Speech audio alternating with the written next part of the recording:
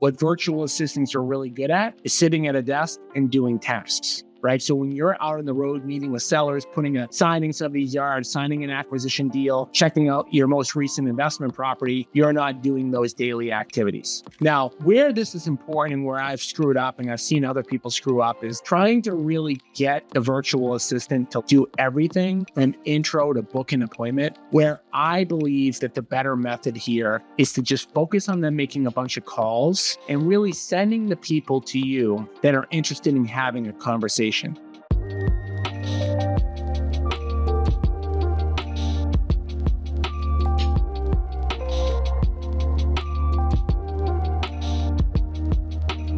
Hey everyone, it's Tom Caffarello with Agent Investor, the only brand that helps real estate agents get off the real estate roller coaster. By now, you guys probably know about our agent partnership program. You probably know about how we are now giving away seller leads to agents in certain geographic areas.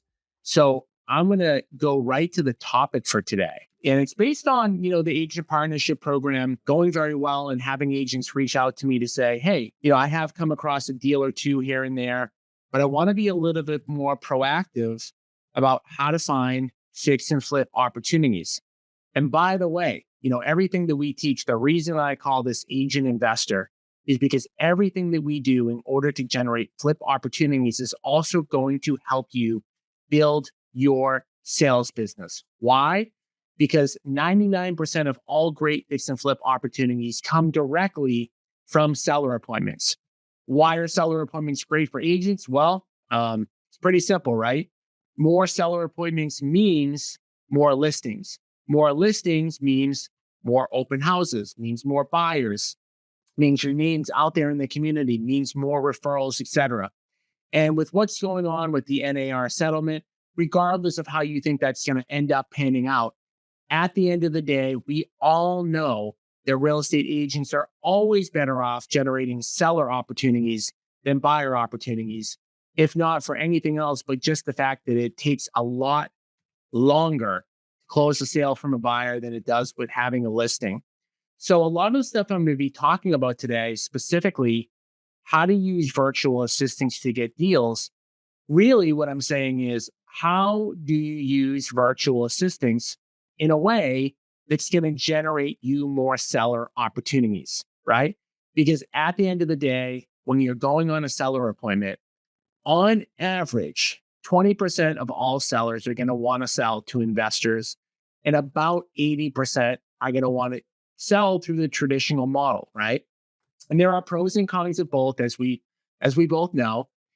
If a seller is out there and they've got a great condition home, and they've got all the time in the world to sell their house, and they don't mind having open houses, and their main objective is to get the most amount of money for their house, they're likely going to list their home on the multiple listing service the traditional way. And by the way, they probably should. Now, the 20% of all sellers that we meet with have a lot of different reasons why they're interested in a cash offer, why they might want the convenience, why they may want to sell as is, why they may want to pick the closing date, why they may want to leave their stuff behind. So 20% of the time when we generate these seller appointments, they end up taking our cash offer. Now, again, I know most of you already know about our agent partnership program, but if you generate a seller opportunity and you bring us out on the appointment and that seller ends up taking our offer, right? We're going to put up all the money. We're going to do all the construction, and then we're going to split the profits 50-50. Our average fix and flip profit that we split with agents is $80,000, meaning that on average, we're cutting checks for 40 grand to agents that refer us these deals. So the whole thing, using a virtual assistant to generate appointments, it is going to generate you more listings. It's going to generate you more flip opportunities. You don't have to partner with us if you use our methods, but if you do decide that it makes sense to partner with us, we encourage you to do so. I've got a goal of doing over 100 partner deals. Doing 100 partner deals in the next 12 months through real estate agents. So let's get into the topic today of how to use virtual assistants to generate these seller opportunities that are going to lead to both more listings and more killer flip deals. So first things first, why would we use a virtual assistant? What are virtual assistants good at? What are they bad at? What does it cost, etc. So when I read the book, I read a lot of books in the beginning of my career, but one book that I read is a book by Tim Ferriss called The 4 Hour Work Week. And I highly recommend, if you've got the time, to put that in on Audible or read through it, to take the time to do it. High level summary is that virtual assistants are capable of doing, quite a few things, and doing quite a few things in some cases better than us. And, the obvious thing is, why would anybody want to use a virtual assistant? Well, a virtual assistant is going to be a lot more cost effective than hiring a US based employee.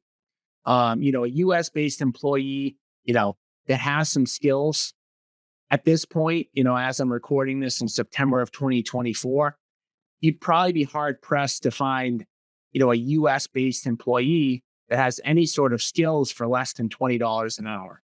Whereas, with a virtual assistant, you're more looking at like $3 or $4 or $5 per hour. So beyond that fact, there are a lot of people who don't have the money to invest, in a US based employee. And I'm not going to tell you which one is better or worse. I think that they're different. So I think that that's part of the discussion as well, to say, what things could you hire a virtual assistant for? What things maybe shouldn't you hire them for? And when we say virtual, like, what countries might you hire them for? Okay.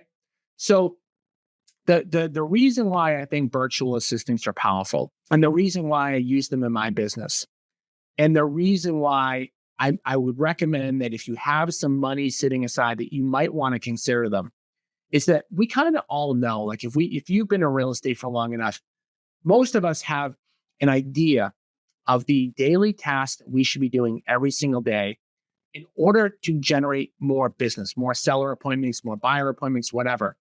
But the thing that we all struggle with, myself included, is that we get busy, right? When you're a small business owner, and I know a lot of agents are really, solo entrepreneurs, you're the only person that works for your company.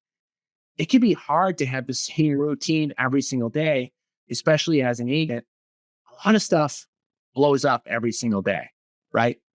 It's really good to say, and I hear a lot of people say this, well, just time block or spend the first 3 hours of your day doing the prospecting activities or doing what you need to do. And I totally agree with that. But I would say the reality of it is, for most people, they don't do it. So while, we can know that, yes, does it make sense for you to block off your first 3 hours of the day every day to prospect and to find sellers? Yes.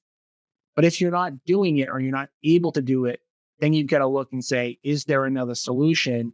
And what I'm talking about today is a potential solution on how to generate seller appointments with you not necessarily being the person that does those daily activities every single day.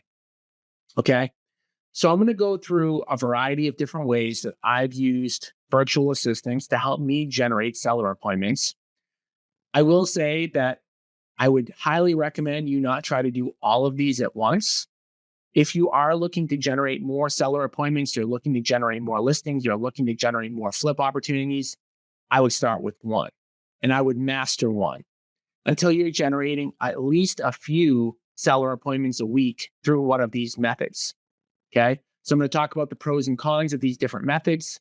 And I will say again, what country you hire from and how much you pay somebody is going to be dependent on the type of tasks that you need to do. And I'll talk countries really quick as well. What I found, and this is my experience, and I can promise you that different people have had different experiences with this. But what I have found is that the two countries that I use are Mexico and the Philippines. And I use them for different purposes. And I'll explain to you why.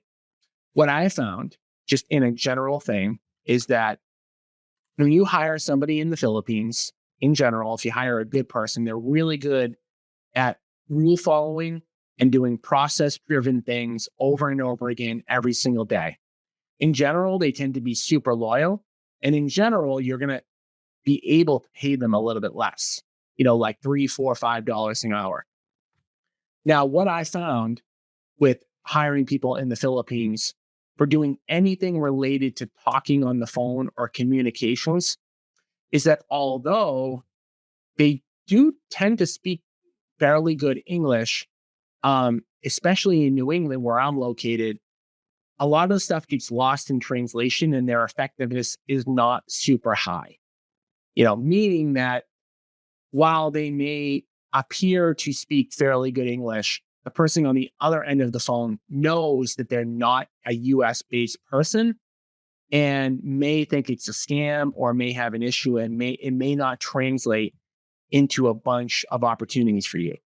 And so that goes not just for calls, but for text messages, um, and any type of communication like that. And the other country that I use is Mexico. And the reason I like Mexico is because you have a lot of US born or people that have lived in the US that now live in Mexico. I've had really good luck in general with the communications part when it comes to Mexico. Now, what I look for when I hire in Mexico is I look for somebody that speaks perfect English with no accent, no anything, and also somebody who has lived in the US for at least a couple of years and can talk specifically about geographic locations and can have a conversation where when they get somebody on the phone, the person on the other end of the phone does not think that for whatever reason, their computer is going to be hacked or there's going to be anything like that going on. All right. So those are the two countries that I like in terms of finding the people. I post on Indeed.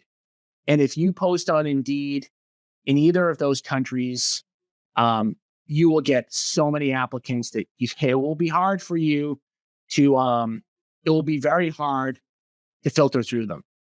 Now, I will mention that there's a lot of companies that will say that they do this for you, or they're going to provide you with the VA, they're going to train the VA, they're going to give you somebody that's awesome, and then obviously they're going to mark up that price. What I have personally found through, my own, experience is that I have not had much luck with third-party companies doing this for me. And then they mark up the price. So it's kind of like a lose-lose. I've always done the best when I personally train the person myself and I worked alongside that person myself and I created the metrics myself and I interviewed to find the person myself.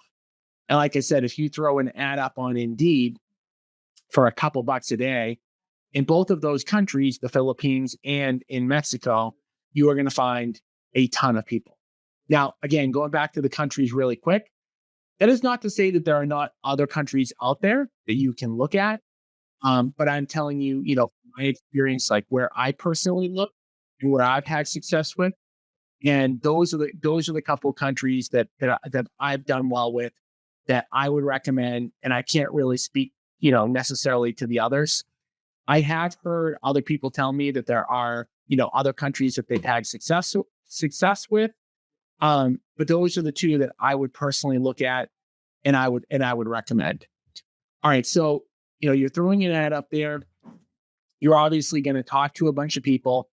You definitely do not want to, do this fast. There's a saying, hire slow, fire fast. And, it's definitely true. It's true regardless if it's a VA or not.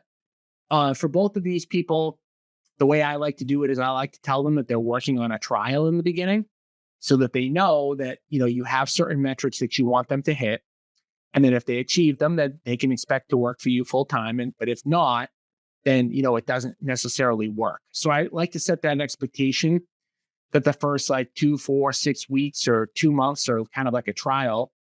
And then at that point, if they perform, and you need to have KPIs, key performance indicators, like you need them to know, and you need to know what success is.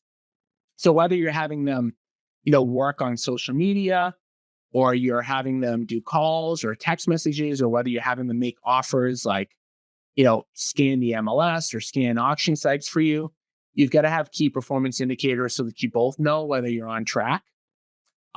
So that's in terms of just hiring and making sure you're getting the right person and managing them. And there's a lot I could say on this, topic. Like I could go on and on this, but I do want to hit on the different aspects of like what I've utilized them for in the past, how it can work and how it can kind of, help you generate more seller appointments, more flip opportunities, etc.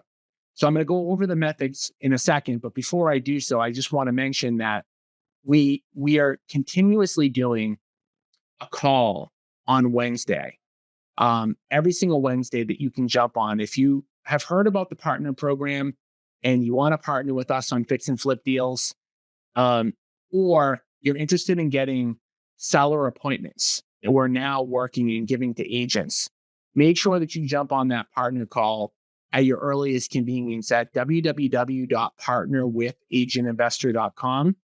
Every week, I do kind of a similar call where I cover the same things over and over again, which are, how do you get seller appointments from us? Which are, how do you partner with us? How do you find deals? How does the partnership program work? So if you kind of like the idea of getting seller appointments directly from us, or you like the idea of partnering with us, make sure that you jump on the next call. They're all live, so you can ask questions. Again, that's www.partnerwithagentinvestor.com. All right, so let's talk about the ways now in which we can generate these opportunities. These are in no particular order, but these are how I've used virtual assistants to generate fix and flip opportunities and seller appointments. Okay. All right. So one I want to start with is text messaging. And now I'm going to talk about text messaging and calls. And I just want to say with both of them, you have to make sure that you're doing this compliantly. There has been a lot of lawsuits and there have been a lot of issues that people have had when they're not following the Telephone Consumer Protection Act guideline. So I'm putting this out there because what I don't want you to do is I don't want you to do a bunch of illegal stuff, get into trouble, and then have an issue. So I would say both with texting and with calling, you just need to make sure that when somebody's texting or when somebody's calling, that you're doing it compliantly. I don't have, a couple hours it's going to take to talk about that, but there are ways to do it and ways not to. So texting and calling, are kind of like one and the same, right? You're reaching out to people, seeing if they'd ever consider, a cash offer on their property. If you've ever considered selling, we should consider an offer. I've been doing the cash offer call to action for years. It works far better than a listing, call to action. If you reach out to somebody and you say, hey, like I want to list your house, the probability of you getting an appointment goes way down because most people know an agent, but most people don't know what a cash offer would look like.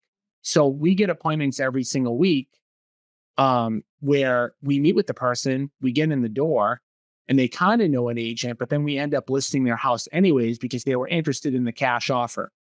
So the scripting on it is definitely pretty simple, where we're a home buying company that's in your area. We're looking to buy properties. Would you ever consider an offer on your house at, now or at any point in the future? Keeping it really simple. This is not a script class, but that's what you're going to be doing when you're calling or texting. And like I mentioned, a few minutes ago, if you're going to hire somebody to have those conversations, I want somebody that has lived in the United States. It doesn't have to be Mexico. I mentioned Mexico as kind of like, where we hire from, but somebody that speaks good English, even if they're texting, right, has good grammar, clearly appears that they are from, the United States, because, especially when it comes to a random message or a random call, the biggest fear that people have is that something is a scam. And when it comes to the cash offer business and a we buy houses type business, for whatever reason, our business has the connotation like that it is a scam.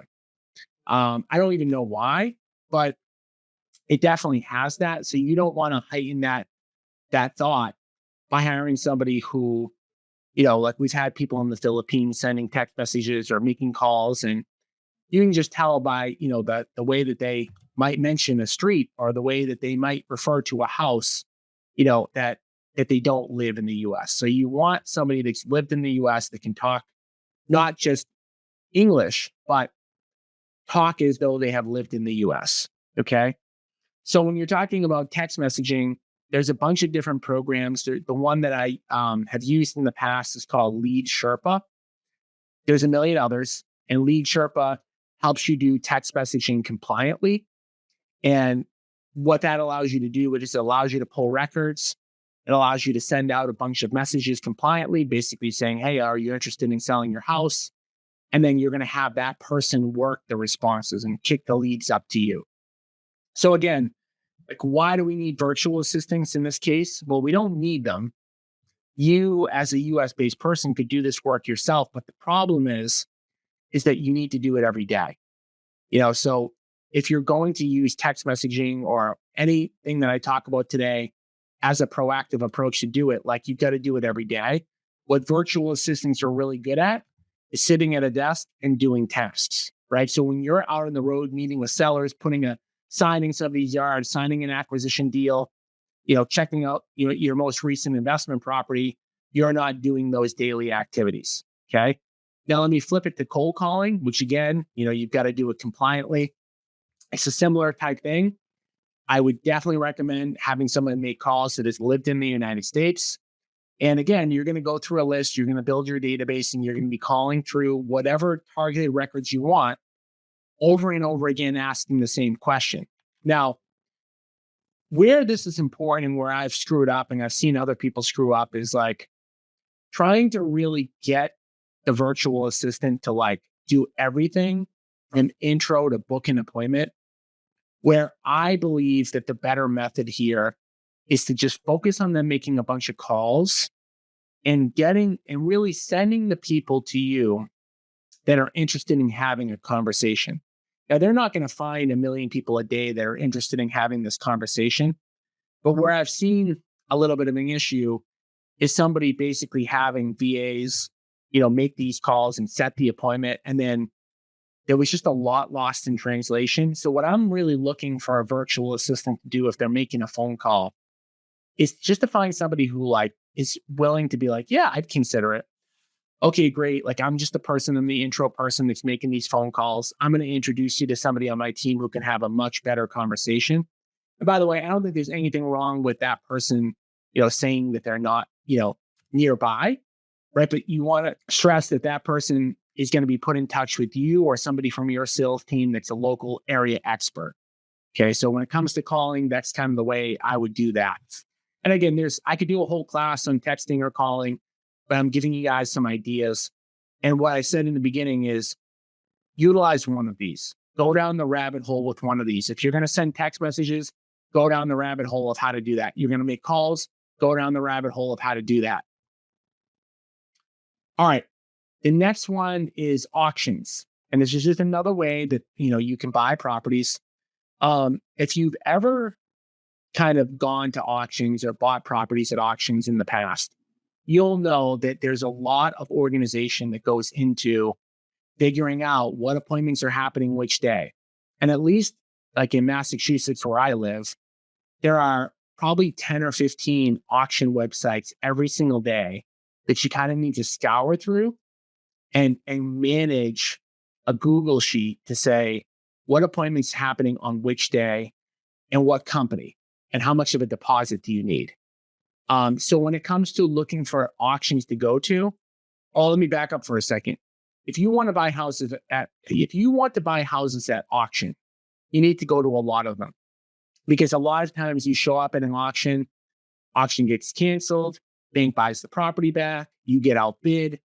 So you've got to have it in your head that you're at least going to call it like 10 in a week. So which 10 do you hit and how do you like structure that? Well, the way I would do it with the VA is I would say, and I used to do this, and I'm happy to share like, some of my auction spreadsheets with people that I used to create when we used to buy at auction. They would send me a spreadsheet every single day, basically listing out where the auctions were. And I would look at them typically the night before, like where they were, where I'd have to be, how to manage it, logistically, so that again, you as the busy salesperson are not having to do that admin work. And the other reason I like it is I use a VA sending me the auction spreadsheet is like a reminder to me. Like, hey, you've got to go to auctions tomorrow. Here are the 4 or 5 that you could potentially attend. If it hasn't kind of come through already, a lot of what I'm utilizing virtual assistants for is the consistency of which the administrative work gets done. Like on a text message, like I'm not saying, I don't believe that like the VA should do a lot of the conversation, but they should be doing a lot of the admin to get a response that, yes, I'm interested. The calls, the response, the person on the other end to say, yes, I'm interested. The auctions, like, which one should I go to? Okay. And they're doing it repetitively on a day-to-day basis. And it's like an email, right? When we're in sales, we're agents. We're all good at responding to texts. We're all good at responding to emails. It's like what we do. Like we live in a reactionary thing. So you're having the virtual assistant do the proactive part, and then you're reacting to what they're doing, if that makes sense. On to the next thing. All right, MLS. So most of you know I'm not a big proponent of buying properties on the MLS. I don't partner on deals that are on the MLS. I don't know that I've even bought a deal on the MLS in the last 5 or 6 years. But I do know that there are some people on here who do it. And so when you could buy properties on the MLS and it was a lot easier, I would utilize virtual assistants. And I've got another spreadsheet for this, where virtual assistants would plug in the properties that they thought were good opportunities for me to look at, and also what my offer might be. They would calculate out the ARV, and they would look and they would put kind of an offer into the spreadsheet. Now, again, how am I utilizing this? I'm utilizing this not for them to send the offer, because that's probably not going to be a great way to get a deal done, but maybe to write up an offer and maybe to find the properties that I think would be good to make offers on. And now I've got that. Like I've got an offer. Is if I review it and I think it's low or too high, I might make an adjustment. But I'm utilizing them to write offers and to organize the properties that I should probably be making offers on based on the rules that I've given them. So like everything else that we've talked about with getting a great deal, it's a volume game. So, just like I said, you need to hit at least 10 auctions in a week. Well, you're going to have to make at least 10 offers a week, at least 10 auctions, at least 10 offers, at least 100 phone calls a day, at least a few hundred text messages a day. So again, they are the ones that are setting you up for success, with buying properties on the MLS. All right, the next one I'm going to talk about is agent networking. Now, if you're listening to this, you are probably in a virtual assistant funnel that I have set up. Okay. So so what I do, I'm looking to partner with agents. I'm looking to get deals from agents. So what do? I do a few things, but I'll just explain, high level how this works with the VA. First things first, I use VAs to figure out what agents have a bunch of listings every year. And I've created a database of who those agents are. If you've taken and sold more than 4 or 5 listings in a year, I know that's not like a tremendous volume, but those people come across opportunities. So I've created the database. Then, and I talk about this in conjunction with social media. I don't have 5,000 friends and 8,000 followers because 5,000 people like me and 8,000 people want to follow me. I have that because I proactively friend request and send messages to people every day. So it is very likely, if you're listening to this right now, that you've been a part of my funnel at some point, that you've been reached out to in some way by a virtual assistant through my Facebook account or through my email or through my text message or whatever, that has basically said, hey, Tom's team, we're looking for deals. We're looking to buy houses. We've got this partnership opportunity. Now, as an agent, you don't need to offer the partnership opportunity. You can do whatever you want. But it's a way to generate opportunities from agents on off-market deals, and a way for you to reach out to the agents you want to reach out to try to find opportunities. So if I'm utilizing this method, I'm probably going to say, well, where do I want to buy houses, and who are the listing agents that have the listings in the towns that I want to buy properties? And I'm going to definitely friend request them on social media. I'm definitely going to send them a message on social media. And then I'm going to proactively continue to post on social media, maybe try to find their email to add to my email list, etc. All tasks that can be completely done by a virtual assistant, except for the posting.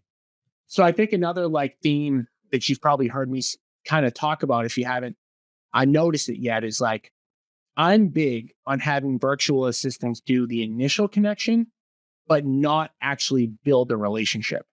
So if a virtual assistant sends a Facebook message to somebody, they're never allowed to respond back. They might send my message, hey, this is Tom Caffarello. My company buys 150 houses a year. We're looking to do more flips. You ever come across a flip opportunity? Yeah. They'll send that initial administrative message out. As soon as the response comes back in, I'm responding, because now I've got a lead. Just like when they make a phone call. If the person says, yeah, I'm interested, I don't want them going any further. Now that goes to my sales team. Same thing with the text. Same thing with MLS. I don't want a VA submitting an offer to an agent that's, going to have typographical errors or going to have some verbiage in there that doesn't make sense. I want to make that phone call and I want to talk. So virtual assistants do administrative work. Salespeople do sales work. Salespeople, I think, have to be in the US, right? Salespeople, for most solo entrepreneurs, have to be you until you have more people that can work for you, or if you ever want to get to that point. All right, so I kind of went through most of the stuff, and I really did this high level on purpose. This was not meant to be a class on how to do social media or how to do cold calling or text messaging or how to make offers on MLS or how to do auctions or anything like that. I do in-depth training in our Inner Circle program every single month. I talk about the Inner Circle on that partnerwithagentinvestor.com call. My Inner Circle, for those of you who don't know it, there are free ways to get free coaching and to be in the Inner Circle.